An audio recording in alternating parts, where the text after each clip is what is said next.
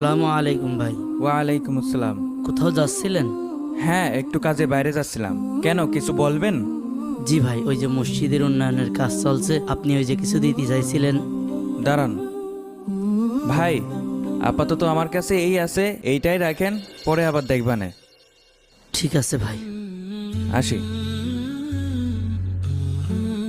High রে মানুষ, মসজিদের উন্নয়নের কাজ চলছে, 130 টাকা দিল, এক বস্তা সিমেন্টের টাকাও দিল না।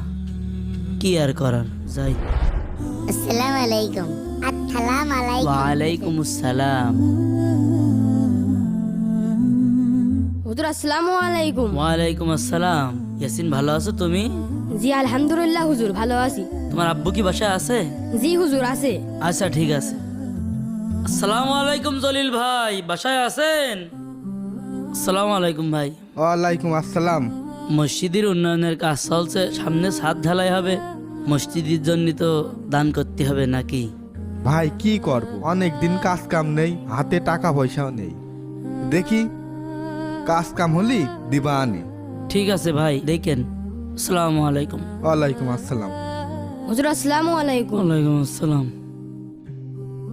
আব্বু হুজুর কিসের জন্য আসছিল?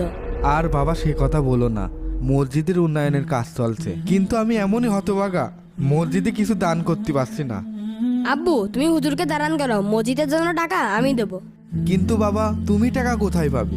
ওই যে আমি মাটির ব্যাংকে টাকা জমাচ্ছি, ওই টাকাগুলোই দান করে দেবো। কিন্তু বাবা ওই টাকাগুলো তো তুমি সাইকেল কেনার জন্য জমাচ্ছ। সাইকেল তো আমি আগামী বছরও কিনতে পারবো, কিন্তু মসজিদ তো বারবার নির্মাণ হবে না। আমি যদি ওই টাকাগুলো দান করি, তাহলে জান্নাতে আল্লাহ তাআলা আমার জন্য একটি ঘর নির্মাণ করবে। হ্যাঁ তুমি ঠিকই বলেছো, যাও টাকাগুলো নিয়ে আসো। ঠিক আছে আব্বু।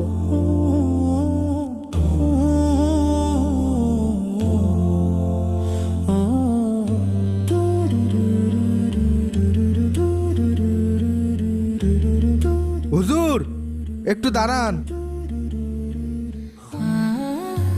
হুজুর এই নেন, এটা কি বাবা? আমার জমানো টাকা। তা এখানে কত আছে? জানি না, যা আছে সব আল্লাহর ঘরের জন্য। জানলে ভালো হতো, একটা রসিদ পাঠাতে পারতাম। তার সাথে আবার কিসের হিসাব? যিনি বিনা হিসাবে দান করেন